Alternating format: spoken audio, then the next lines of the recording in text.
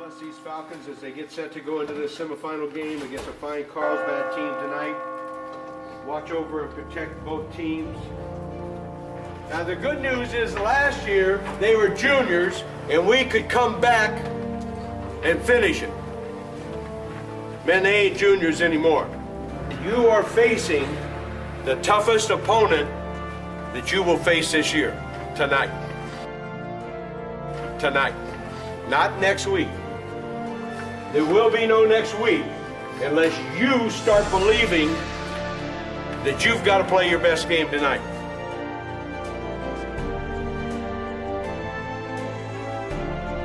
I hope you're not content in being in the semifinals. I hope there is a burning desire in each and every one of you for that special experience that only takes place at Jack Murphy Stadium. Now you guys may think that we always go there because we've been there 2 years in a row. It ain't like that.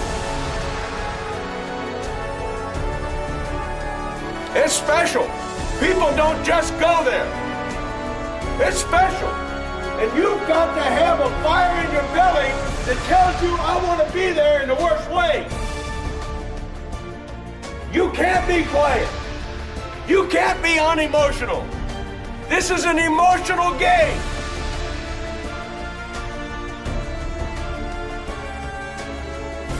An emotional game. And we got to have it from the heart. We got to play with heart tonight, guys.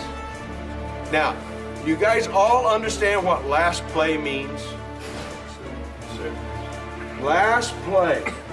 You play every play as if it was the last play you will ever play.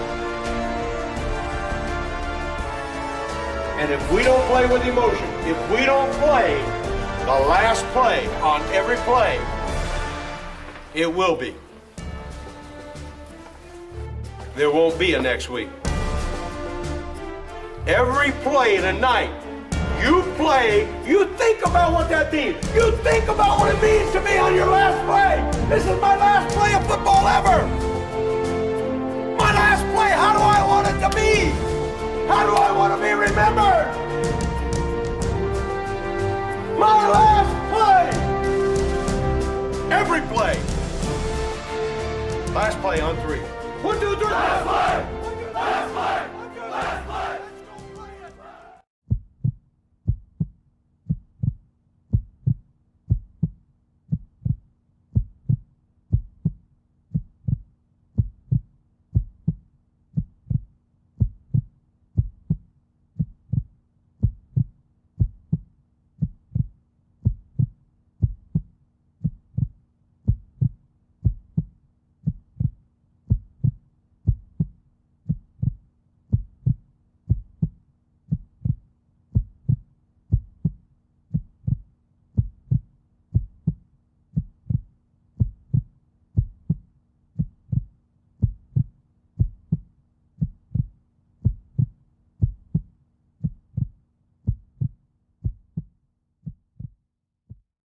Those of you who've seen the movie that fall we did, this is where it all started, right there. And we pinballed through this grove of trees for about 200 yards. I landed on my back, and I broke my back in multiple places, broke my pelvis, and Mikey landed on his face. I remember he crushed his face pretty bad because when he sat up to look at me, it was, you know, all bloody or whatever. He turned around. Well, that's when they hit us with the rockets and the mortars, and our world just kind of started blowing up around us. Well, it was time to go to work. All right, and at no point in time was any of my teammates afraid of anything. At no point in time did anybody stall in the door, so to speak. They didn't kind of back up and say, hey, I don't want to be in this. It was, hey, this is what we're here to do. Let's do this. About an hour and a half into this gun battle, Danny had broken both his femurs. He had a compound fracture on one of his tib fibs, and he'd been shot 4 times that I know of. So I was dragging him. In the movie, they kind of portrayed this the right way, but except for one piece, and that's where we were separated. He didn't die alone. Any and all my guys that got killed, I was right there.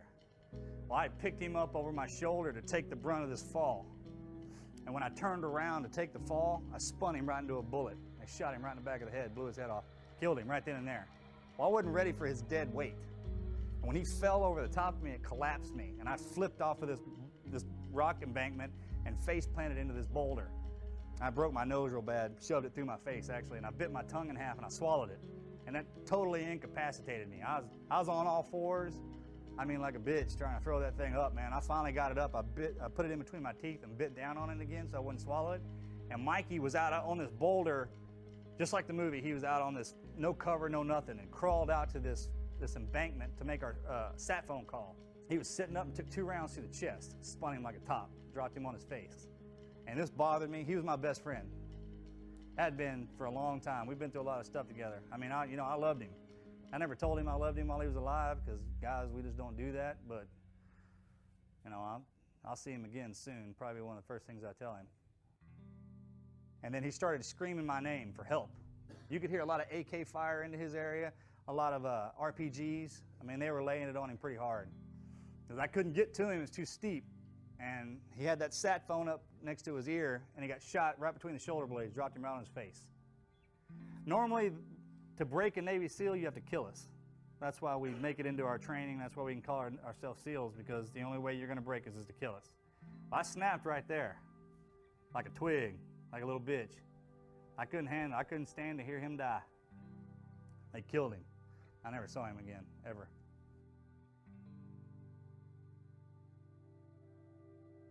I caught up with Axe. He was a couple 100 yards below me, and an RPG hit behind him, separated us, blew him one way, blew me another. I never saw him again for the rest of my life.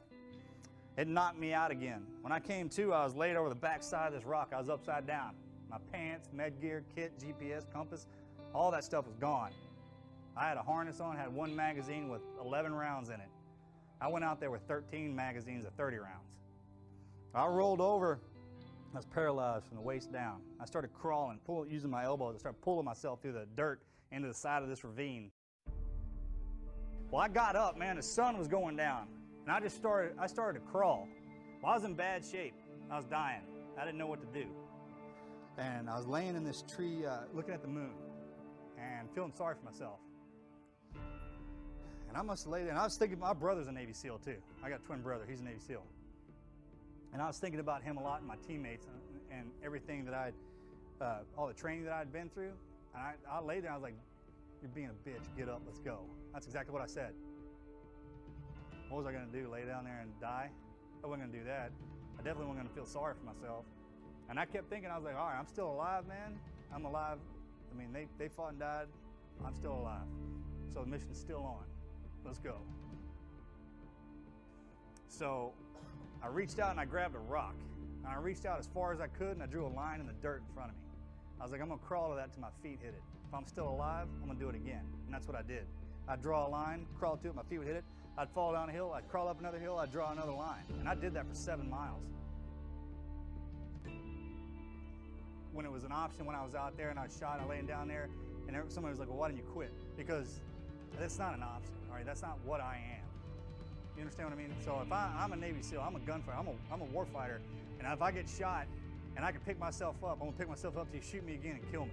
Basically, I'm not gonna stop, ever, period, until you take everything away from me. You strip it all away. That's the way we're trained. From the day you go into training, they take away everything that you are and that you ever were, and they mold you back up to what they want you to be. You accept the fact that you're a football player. So why in the hell would something prevent you from doing that and doing what you're supposed to be doing on the field? That wasn't my job. The Navy SEAL wasn't my job. That's what I am. You're a damn football player, and a good one. That's what you are. It's not what you do. And if you're a part of something to where your whole livelihood and everything you depends on another man, that's where that bond comes from. Everybody knows that a bond is forged in adversity, right? But rely on each other, man. Love each other as a team. Ain't nobody out here that you ain't willing to sacrifice everything for. Every day, man. What do you got? You're gonna walk through me, man. You better bring some help. That's what you gotta think. Because I got my boys right here. We're about to find out who's what. That's where you gotta be, man. Like, it's gonna take everything you got to get to the end of this field. You better pray to God you put the work in, because I have.